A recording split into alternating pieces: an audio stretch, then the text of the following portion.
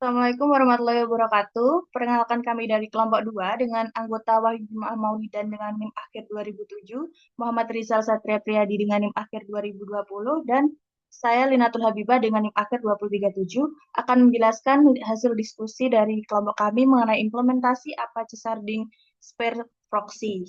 Next. Jadi, apa itu Apache Sharding Spare?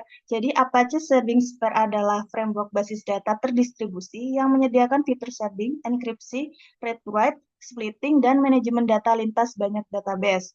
Kemudian, apa sih sharding Spare Proxy sendiri? Jadi, sharding Spare Proxy itu adalah middleware yang berperan sebagai database server virtual yang berada di antara aplikasi dan database. Aplikasi cukup terhubung ke proxy tanpa perlu memahami aturan sharding. Next.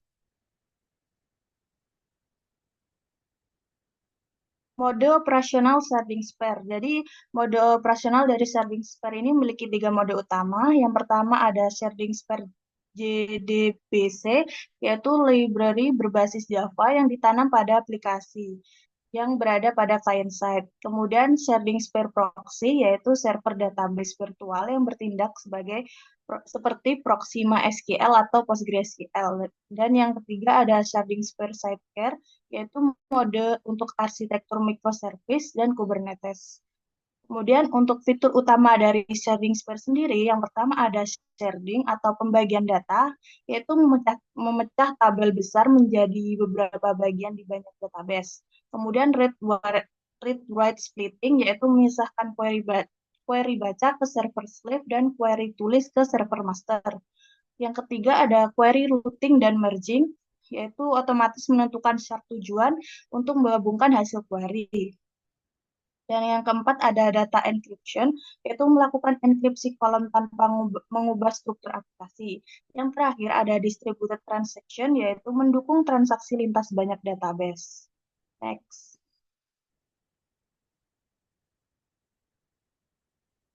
Jadi cara kerja dari sharding spare proxy yang pertama itu bertindak sebagai perantara.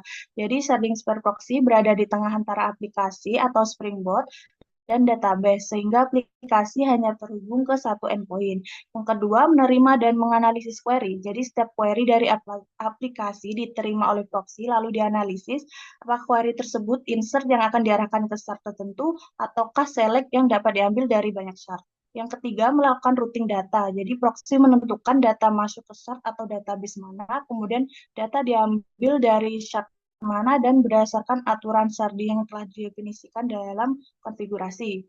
Yang keempat, menggabungkan hasil query. Jadi untuk query select, proxy mengambil data dari beberapa shard, lalu menggabungkannya atau merge menjadi satu hasil sebelum dikirimkan ke aplikasi.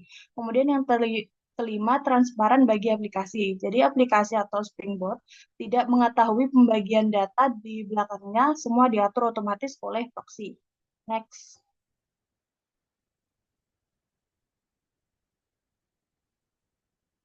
Tujuan dari penggunaan sharding spare proxy sendiri, yang pertama untuk meningkatkan performa database. Jadi, sharding membuat beban data itu terbagi ke beberapa server sehingga query itu lebih cepat diproses.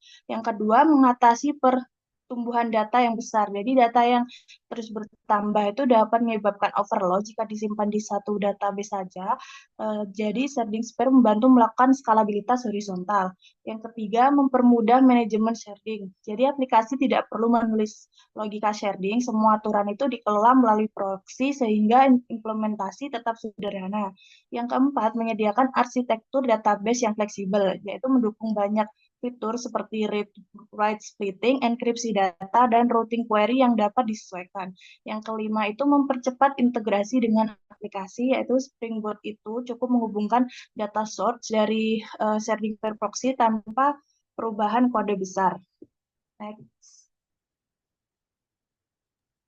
Baik, Baik, untuk selanjutnya adalah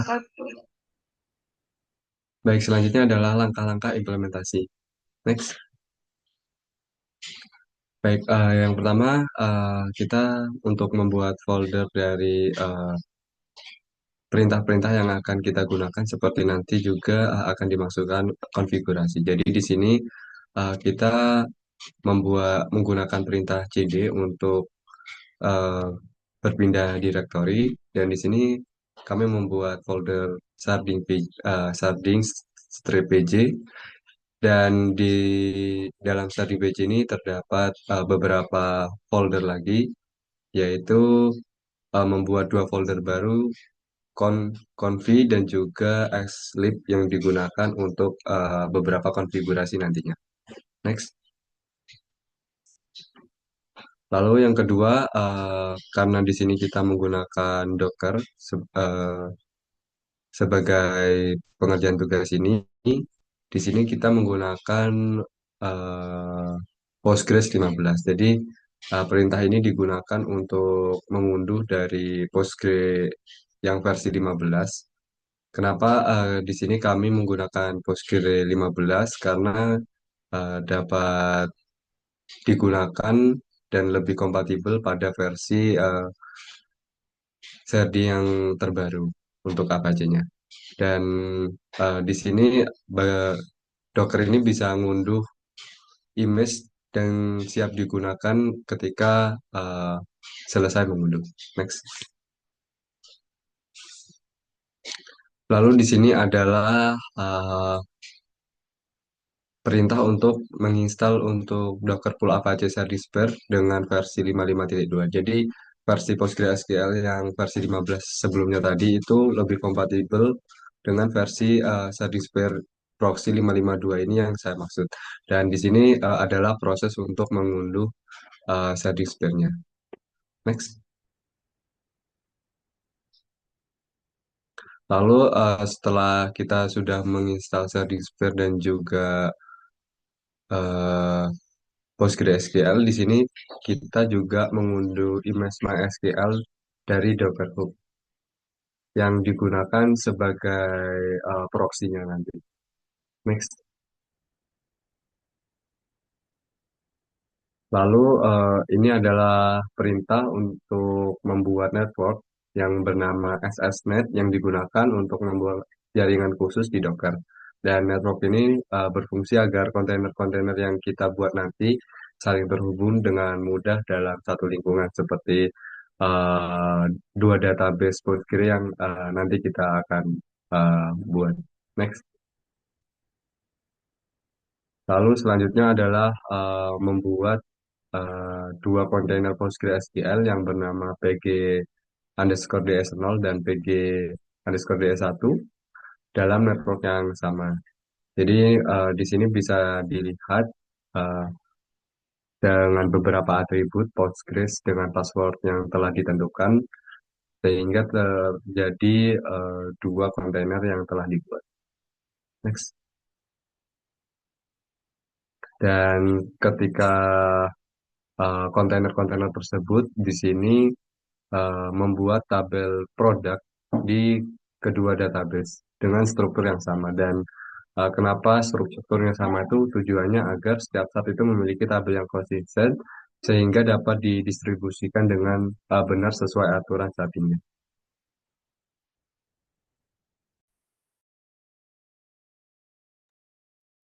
Oke, selanjutnya di sini kita mendownload PostgreSQL JDBC driver. Nah, di sini kami mendownload yang versi 42.7.3. Untuk downloadnya bisa melalui browser linknya ini. Lalu setelah selesai di-download, filenya itu dipindah ke sharding yang sudah kita buat sebelumnya, ke file sharding /pg. Lalu di folder exit /lib dan ditaruh di dalamnya. Oke, selanjutnya kita membuat file konfigurasi untuk proxy-nya. Yang pertama ini untuk file server.yaml. Jadi file ini itu digunakan untuk mengatur mode proxy-nya, repositori JDBC, serta membuat usernya dengan hak akses penuh.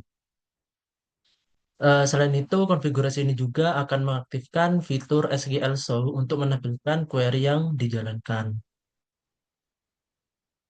Nah, yang selanjutnya juga ini kita membuat file shop underscore proxy.yaml. Jadi file ini itu digunakan untuk mendefinisikan data source dan juga aturan dari shardingnya. Nah, di dalamnya ini juga terdapat konfigurasi koneksi ke dua database yang sudah dibuat sebelumnya, yaitu ds_0 dan ds_1, serta pengaturan tabel yang di-sort berdasarkan kolom tertentu menggunakan algoritma inline. Nah, lalu eh, yang berikutnya setelah kita membuat file .yaml eh, yang sebelumnya, ini kita menjalankan sharding sphere proxy dengan benar. Nah, di sini untuk komennya docker run /d//name ss slash proxy, ini nama dari network proxy-nya. Dan untuk selanjutnya komennya itu seperti ini. Nanti ini akan mengaktifkan dari sisi eh, kontainer proxy-nya. Lalu kita ngecek Dockernya yang telah aktif dengan komen docker ps, maka terlihat untuk komennya untuk kontainernya yang aktif itu sudah ada 3.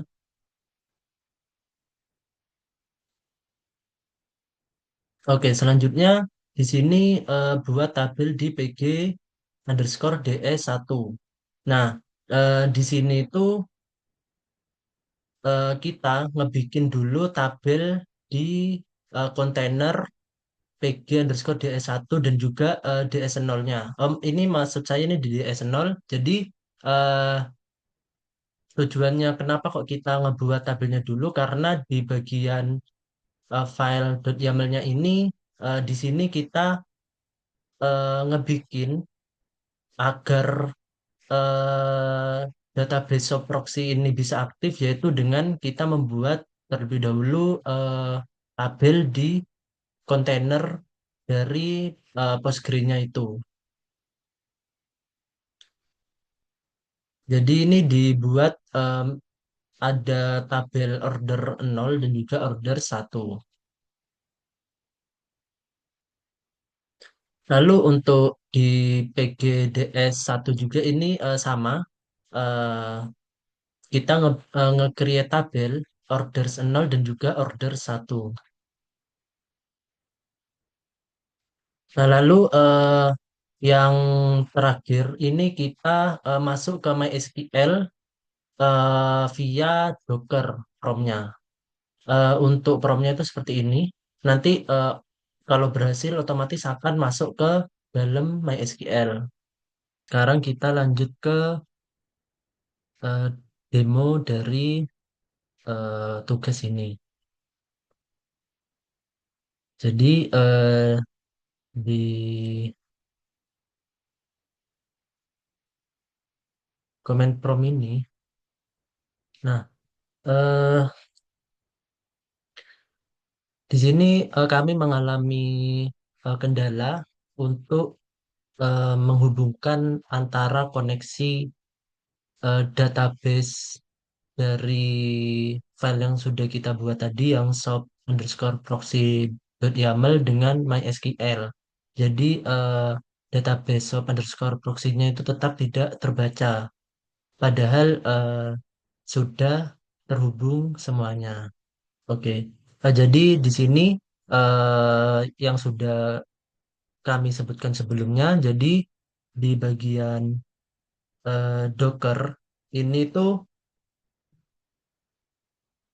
kami sudah membuat eh, sebuah tabel agar bisa mengaktifkan dari database soap_proxy-nya di dalam database dari pg_ds0. Di sini ada orders_0 dan juga tabel orders_1. Dan begitu pula di eh, di pg_ds1. Di sini sudah terbuat untuk tabel dari orders_0 dan juga orders_1. Nah, lalu jika dilihat juga di bagian eh,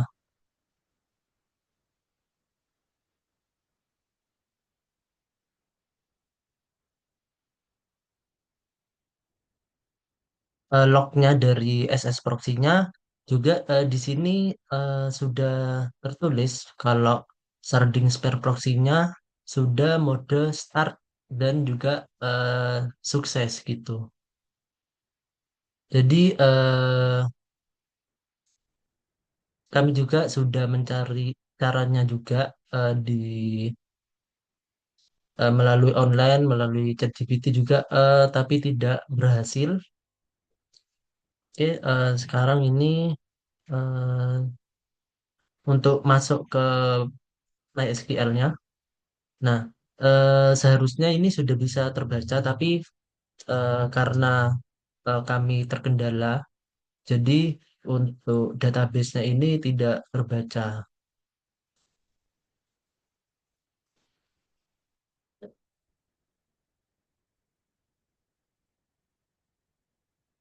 Nah, di sini tertulisnya unknown database.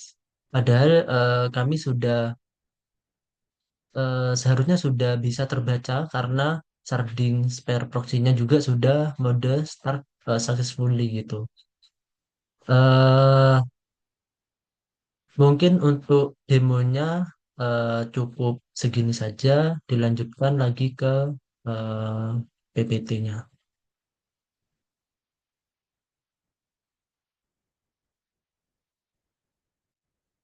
Baik, selanjutnya adalah kesimpulan. Jadi dapat disimpulkan bahwa Apache Service ini proxy yang berfungsi sebagai perantara pintar yang mengatur pembagian dan pengelolaan data pada beberapa database sehingga aplikasi dapat bekerja seolah-olah hanya terhubung ke satu database saja.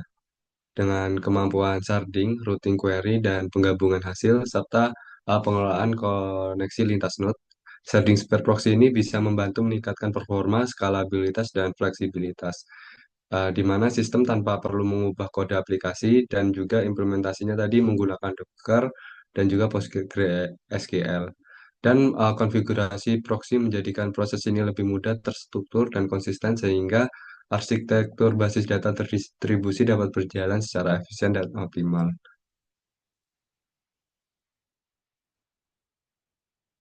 Mungkin sekian dari kami. Selebihnya mohon maaf apabila ada salah kata.